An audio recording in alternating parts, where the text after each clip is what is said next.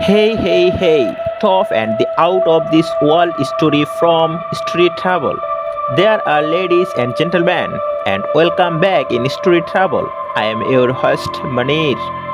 My ex-husband who cheated on me with my sister emailed me after 6 years. A 33 female met my ex-husband Dan 40 female almost 15 years ago at a restaurant when I was celebrating my 18th birthday. He was really nice, charming and mature. He made me feel loved and special. For some context, I grew up in a dysfunctional family. My mom and dad used to always fight. My dad would sometimes go out and not come back for months. He died when my sister Abby, 25, female, was born. My mom was way too fond of Abby since her birth rather than me. Abby was basically babied by my mother. She didn't neglect me at all, always did her best as a mother and provided for me, but I always felt like something was missing. After Dan came into my life, I didn't feel like there was something missing from me. He supported me, he was caring, he would always buy me gifts and take me out on long drives. I felt complete when I was with him. We got married after dating for 4 years. I wanted to start a family right away, but Dan encouraged me to do my master's and helped me build my career. He wanted us to be in a stable position financially before we start thinking about having kids. Seriously. He was the best guy I could ever ask for. After 5 years of being happily married, I discovered that my husband was cheating on me with Abby. I discovered the affair when my husband made an excuse saying that he would be out of town for a week. But he stayed in town and he booked a hotel room where he and Abby could have sex. This has been going on for 6 months behind my back. I was really devastated. Abby and I were close growing up. I loved her and cared for her. How could she do this to me? After D-Day, Dan and I had a fight. I asked how could he do this, and with my sister who just turned 19. He said he didn't love me anymore, that I don't give him enough attention, that I am not the same girl he fell in love with. Between this mess, I discovered I was pregnant, but due to the stress, I lost the baby. He didn't even care enough to visit me at the hospital when I lost our child. He was having a weekend getaway with my sister. I should have seen the signs. Abby would always be touchy with Dan. Dan would sometimes stare at her, but it is still very disturbing to me. My mother, as usual, took Abby's side and told me to just make peace with it. I wanted to end myself because I had no one left. I lost my child and my husband, my whole family. Then, my best friend Tina, my savior, came to my rescue. She was moving to another state and asked me to come with her. I said yes. I was already divorced at that point and we lived in a small town, so I would obviously run into my ex and my sister. It took me a while to settle into my new life in a different state, but I met some kind people there. It helped me heal some trauma. I still have trust issues. I met my now husband Tony, 32 male, after 1 year of moving to the new place. I was really hesitant and kept my guard up, but he showed me that he is trustworthy and loves me a lot. I am so happy with him that I almost forgot about the life I had back in my hometown.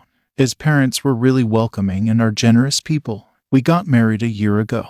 I am now pregnant with our first child. And then yesterday, I got an email from my ex, Dan. It just brought back all the bad memories. I am just paraphrasing his email, but he mentioned that he misses me. He tried to find me, but he couldn't. He is very miserable with my sister. She is very DMB and doesn't care about him as I do. I used to bake him a cake and throw birthdays for him, but Abby only texted him happy birthday and didn't even bother to buy him a cake. Plus, she is very rude, she doesn't respect him, and she is always at the bar with her friends. He also mentioned that she has cheated on him 5 times already. The last affair was with his cousin. Our mother also doesn't stop her. He will soon file for a divorce, but lately he has been missing me a lot. He wants us to try again as a couple. He wants us to become a family just like before. Since I do not have social media except for Instagram, which is private, he probably doesn't know that I am married and have a baby on the way. I don't know if I should feel pity for him or just laugh because the grass on his side is very brown rather than green. Well, OP, I would think that the high road would make you do something like not even respond, to just delete his email and send him to spam or block his email and just move on with your life, just continue as you were. And then the pay road, which I completely do not disagree with, I would think would be something like kick him when he's down. You already know he's going through hell. And let's face it, it is a misery that he absolutely deserves as he is a scummy human being because not only did he cheat on you with your sister, he possibly groomed her. So we know this guy sucks. So you still want to drive that point through that you are happy, that you are doing better than him and that he deserves everything that is happening to him. And if that is the case, then OP would suggest that you give the least amount of information possible. You don't want him knowing anything about you, and you don't want him to pull on anything to start up a conversation. So I would suggest something along the lines of, "Too bad your life sucks, mine's awesome, don't contact me again," or any less personal variation of that. You've done a great job moving forward so far. Don't let his email screw that up for you. Anyways, what do you guys think about this whole situation? What would you do if you were in OP's shoes? Let me know in the comments section. And now let's move on to the community comments to see what they said. Blade 982 says, quote, "He is very miserable with my sister," end quote. Good. He is living the life he deserves. Quote, "He wants us to become a family just like before," end quote. Well, he effed your family last time you were a couple, so I don't think it's a word he should be throwing around lightly. Majestic Post 1648 says, "Ignore him just like he ignored you when you were broken and suffering after being betrayed by your own family and husband. Congratulations on your marriage and pregnancy." Fun Statistician 550 says, "As much as I would like to be petty, ignoring him would be the best option here." Fire or Water Kai says, "Have a huge laugh at his expense. His woe is me tale deserves zero pity. Be happy that your life isn't intertwined with these absolute garbage people. Don't respond. Let him marinate in his misery." Defective Meatbag says, "Put on caps lock and write. If you feel like being extra spicy, include a picture of you and your hubby's hands showing the wedding rings resting on your pregnant belly. F that guy. Keep living your best life." OP's edit update. I just wanted to say thanks to all of you who messaged and showed me support. I have decided to send him an email and be done with it. It goes like this. "Dan, I am sorry to hear that you are suffering, but there is no way I would be with you. Yes, there was a time when I used to be that girl who would have taken you in a heartbeat, but that girl is not here anymore. That girl died the day I had a miscarriage and you were somewhere shacking up with my sister. I called you, but you never picked up. I am married to a wonderful man who loves me and cherishes me. I am beginning this new chapter of my life with someone I love and care deeply about. So please, do not contact me ever again. You made your choice. You chose my barely legal sister over me. I do not care if she cheats on you or if she doesn't respect you. Someone like you doesn't deserve loyalty and respect anyways. I have left my old life in my old town. It will be best for you to move on and have some self-reflection. You are just a deeply insecure man who is getting old and thought having a young woman would be good by your side. Goodbye." Update. First of all, thanks to everyone who has shown me support. I needed it. So the last thing I told you all was that I wrote him an email. What happened next was that he replied within an hour of my emailing him. He said that he was stupid enough to believe that I would still wait for him, and he said he would always wait for me because no matter what, I will always be his baby doll. I cringed hard. He used to call me that, but now it feels repulsive. The email from him, my ex, just struck me like a train. I had flashbacks of everything he had done to me. Then, a few hours later, I get 2 other emails, one from my mom and one from my sister. My mom just congratulated me and was excited that she is going to be a grandmother. And my sister also did the same and said she will be the cool aunt. They emailed me to an old email address that I hardly use now. I don't know how they knew about my pregnancy. I try to keep a low profile. I still haven't posted my baby bump pictures on social media or made any announcements. I only have Instagram to follow my friends.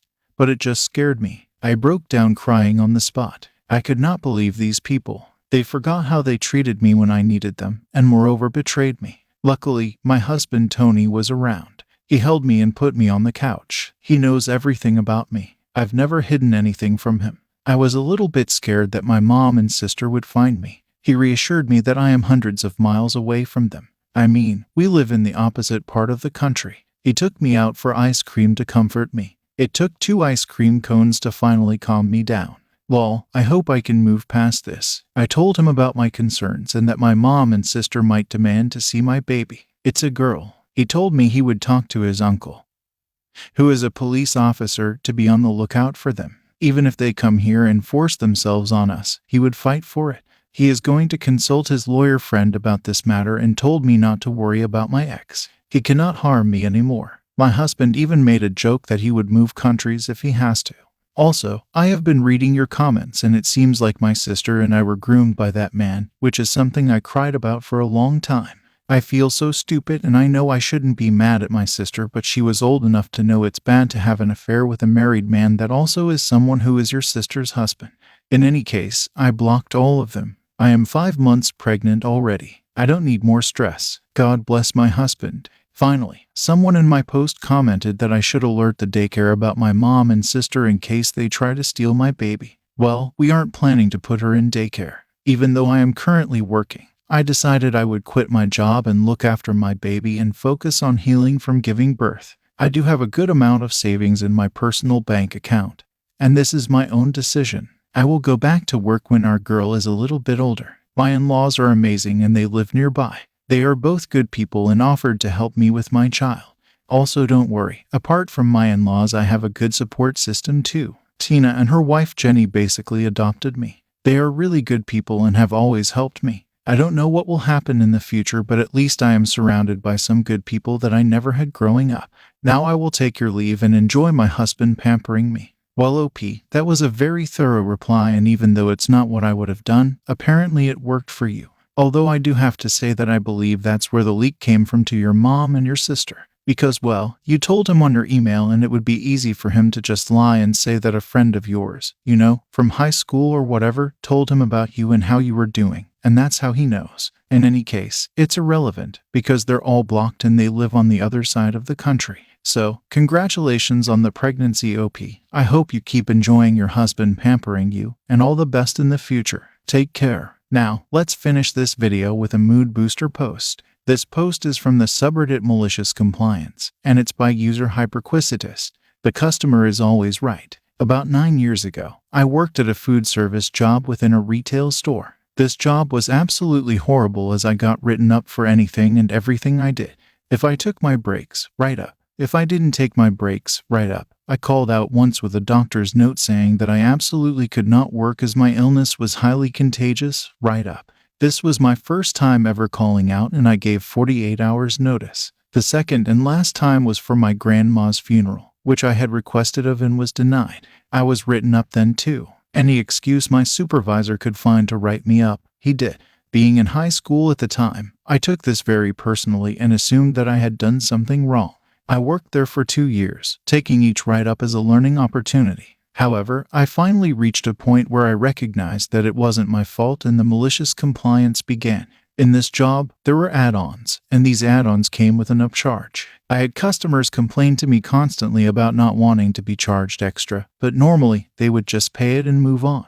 One customer, however, refused to pay for the add-on but wanted it anyway. I pointed to the sign which said that it would cost extra and tried my best to politely explain to her that I can't give it to her without charging her. She demanded to speak to my manager. I happily called the manager over. I'll call him Bob. Bob was employed through the retail store specifically. Regardless, I thought that surely Bob would have my back as he knows the most about the rules that I had to follow. I was very, very wrong. After listening to the customer, Bob proceeded to yell at me in front of her, stating, "The customer is always right and you're not paid to argue with her. Give her what she wants and do not charge her for any of it." He also informed me that I would be written up for this, and I was. From that moment on, whenever a customer complained about having to pay for an add-on, I didn't charge them for it. If they demanded their items for free, stating that they didn't like them or had a bad experience in the past, they got them for free. After all, the customer says that they shouldn't have to pay for it, so who was I to argue?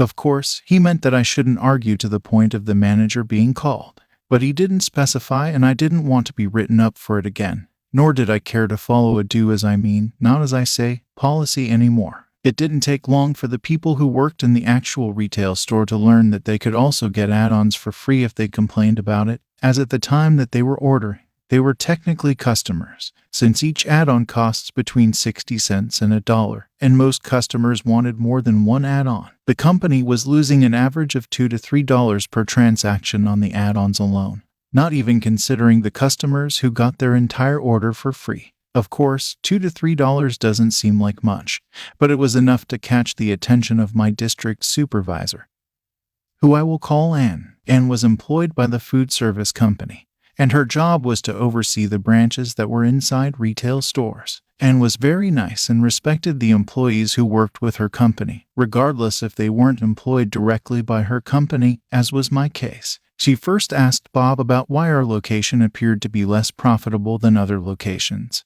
and less profitable than it had been a few months previously. He tried to pin it on me, saying that I was stealing from the company by giving my friends and co-workers free items. Understanding how serious of an accusation that was, insisted on speaking with me alone. I expected to be fired, but she instead asked me why profits had gone down. I explained to her what Bob had told me about the customer always being right and how I had gotten written up and didn't want to be written up again, so I followed his instructions word for word. For the first time since starting this job, someone took my side. She agreed that not charging for those add-ons would explain the loss she was seeing, and that how Bob handled the situation was unprofessional and entirely against policy. Having Bob accuse me of stealing to protect himself was my last straw, and I put in my 2 weeks' notice that same day. HR had apparently taken notice of how Bob was treating me, as her exact words were, "It's about time, I'm glad you're finally standing up for yourself." With my consent, she altered some of the dates to make my end date a week earlier than it should have been since the schedule had not been written up yet. To this day, I think of her as my guardian angel. Shortly after my last shift, I was informed by my friends that Bob no longer worked there as well, and was so upset with him that she called his supervisor and launched an investigation into his behavior. As it turns out, I was not the only one he would write up without a legitimate reason. They were also incredibly upset that he directly caused an unnecessary loss in profits. He could not blame me for it, and many people corroborated that he had said the same to them at one point or another. I was just the first to maliciously comply with his request, thus bringing his behavior to the attention of someone in a higher position than him. He was fired, effective immediately. Yikes, OP. Bob cost them a lot of profit loss. I mean, yeah, sure, you say $2-3 sounds small, but in the amount of transactions, that is not small at all. I can definitely see how a red flag was risen so that Ann saw it. And so, Bob is out.